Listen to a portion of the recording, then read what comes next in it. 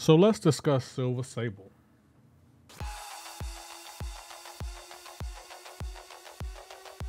So Silver Sable comes into the contest with Sable Mines, Fervor, Energy, Damage, and she can't miss on her Heavy. I had fun playing this champion and she's really well done, but first, let's discuss her combo. What is her combo like? Well, when I initially played her, I didn't find her clunky at all. I thought she was really straightforward and easy to play. Regular 5-hit combos, medium, light, medium, whatever way you want to play her. I believe you have a certain percentage of a chance to inflict a shock on the opponent. It may be 40%, I believe, which, in my opinion, really beneficial.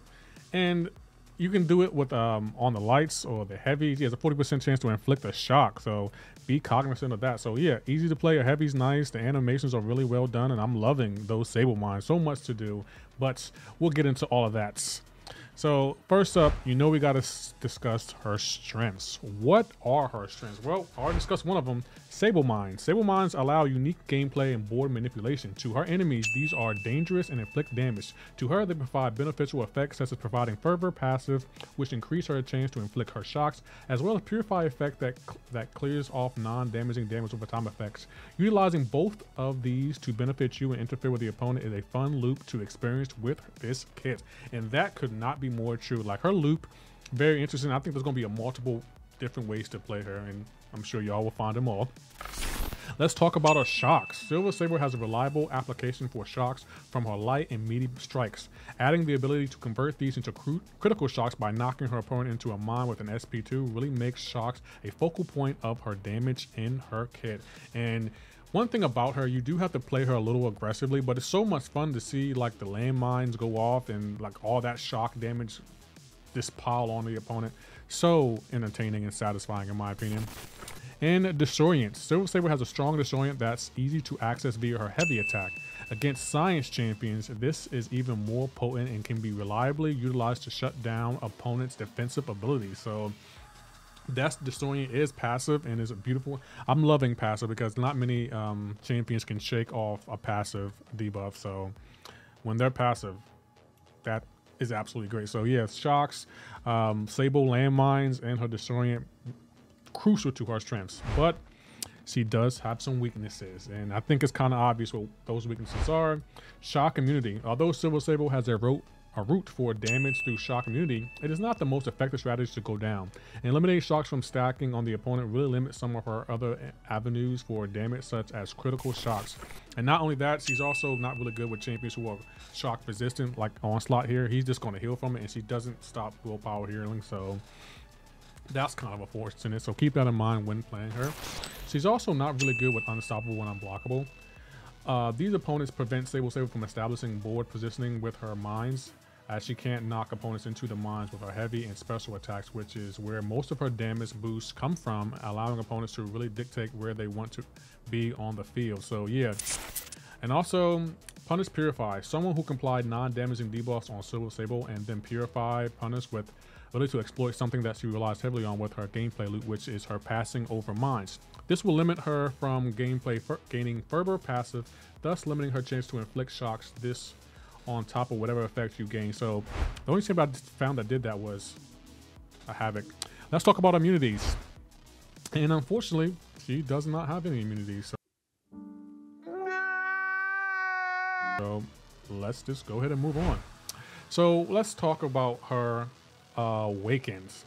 What is her awaken ability? So her awaken ability is activating a special attack, grants a 200 cruelty buff or each shock effect on the opponent for 15 seconds, and that is nice right there. Also, light and medium attacks that intercept the opponent have a chance to inflict an additional S1 bounty hunter shock debuff with 60% flat increased ability accuracy. So I'm going to say she doesn't, in my opinion, need to be awakened, but boy, when she's awakened, I would definitely throw 6 stones into her and use a genetic awakening gem on her, because she's definitely going to benefit from both. And with her awakened, those shocks are going to stack even more now. And I feel like you can't really go wrong with more shocks unless the opponent is shock immune. And she does have some, I think she has an ability where she does do a burst of damage if they're shock immune, but it's like it's okay. I tried it. It was okay. I definitely, if I did pull her as a 6 or a 7-star, I definitely think I would take her to max Sig, throw all my generic stones into her because she will definitely benefit from them. Like the more shocks, the better. And I think she's definitely worth it. Like you don't need to awaken her, but it wouldn't hurt to awaken her to just gain even more damage. And her gameplay loop is really easy. Her prestige is 18,220, so not bad prestige. I don't think anyone's going to rank her up for the prestige. I think they're going to rank her up just for the more shocks, the more damage she can do. Her only downside is like dealing with champions who are shock immune or shock resistant, but other than that, she's pretty well set. Let's talk about those synergies. Now here, her synergies were kind of lackluster to me. Like she has one with Prowler and Sandman where she increased the duration of her personal desorient effects by 5 seconds. She also has one with Spider-Man where she decreases the cooldown on her Sable mines by 2 seconds. And then the rest of the synergies are just, you know, increasing block proficiency, physical resistance, critical rating, and armor rating, and kind of leaves a lot to be desired. So I don't think, in my opinion, I don't think I would use her for any synergy bonuses at all because she doesn't really have all that great of synergies. Still a good champion. She doesn't really need her synergies, but you know, couldn't hurt to make her shocks even better. I kind of expected a synergy with Shocker, in my opinion, but you know, didn't happen, and that's okay. She's still a really great champion, regardless of her synergies, but that's something we can discuss at a different time. I think if I do play her, I probably won't ever use any of her synergies. They're okay. But, you know, Sandman, Prowler, Spider-Man, I think Xander will like him, but I don't think I'm going to really be using Spider-Man. But that's me. I'm pretty sure. Leave a comment below if you will use her synergies. So, what is he like on defense? In my opinion, since he doesn't have any immunities, anyone's going to melt her. She's not going to be really a good defender. I think she's going to be more so used offensively in Battlegrounds or on War, but defensively, she's kind of a liability unless there's a node that really, you know, takes advantage of her shocks or her landmines. But every champion I used just melted her. I mean, she can be tricky because, you know, right now we don't really understand her animations, so we're still going to be a little lost on that. But other than that, pretty easy defender. Nothing I needed to worry about. Like to get her align mines to go away, just hit her with a special or hit her with a heavy and they're gone. You don't have to worry about her landmines.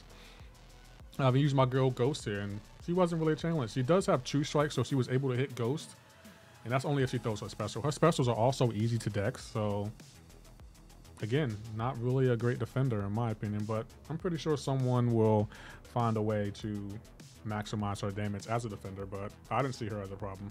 But that's me. So let's talk about stat focus. I did throw on some stat focus for the 7-star. The one I thought was beneficial on offense was critical rating. So when you throw in her SP2 and get those critical shocks, that can only help.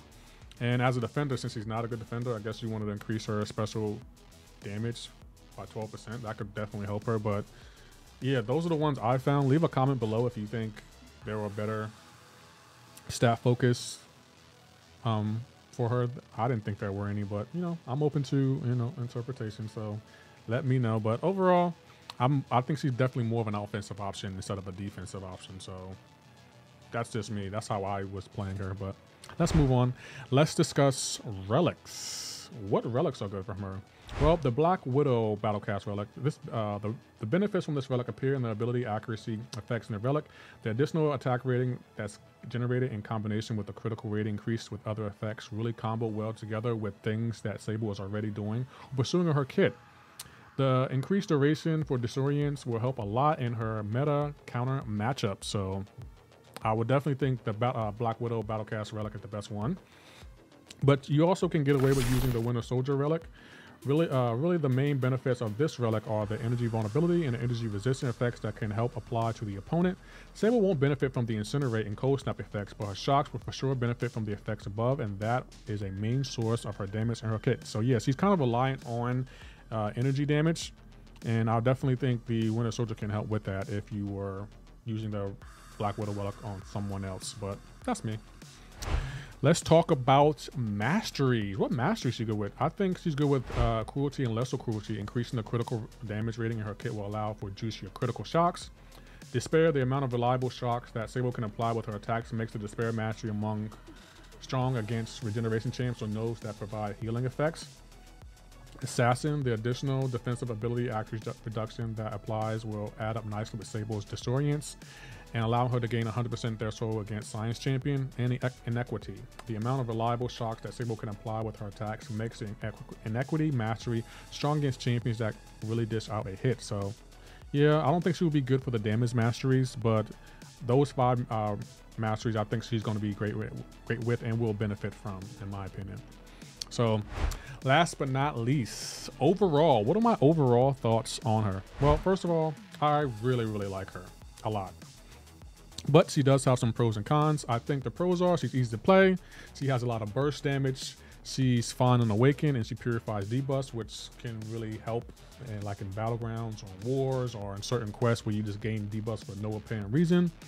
But with those pros come the cons, and some of the cons are she has weak synergies. Her synergies leave a lot to be desired. I wouldn't recommend using any of her synergy champs at all. She doesn't have any immunity, so she's not going to be good for the damage masteries, and pretty much anyone can melt her in battlegrounds. You kind of need an aggressive playstyle and the AI dependent, because with those landmines, the goal is to get the AI to step over them, and it may be hard when the AI doesn't want to cooperate, where they just want to dash in and dash back. So she's kind of a little bit of AI dependent. And like I said before, she's a weak defender. Like, she's not going to help you in battlegrounds as a defender at all, at all. But I think her pros definitely outweigh her cons, because she's just a beast, and I feel like we needed a kind of like an offensive bursty champion, especially with a lot of the defensive threats we've been getting this year. We have so many defensive champions, and I feel like Negasonic Teenage Warhead and Silver Sable can help us in battlegrounds, because this has been a defender heavy year and we've been getting our butts kicked. Well, at least I have. Maybe y'all haven't, but I have, and I think offensively she's definitely going to help out a lot in battlegrounds. Her pros definitely outweigh her cons by far, and I definitely think I need this champion. Shut up and take my money. In my opinion, but overall, I think she's a solid champion, and I do like her, and I will be investing in her when I do pull her. So if you did like this video, please hit that like button, and for anyone new here, if you can hit that subscribe button, I'll greatly appreciate it. Y'all take care. Have a great and wonderful day.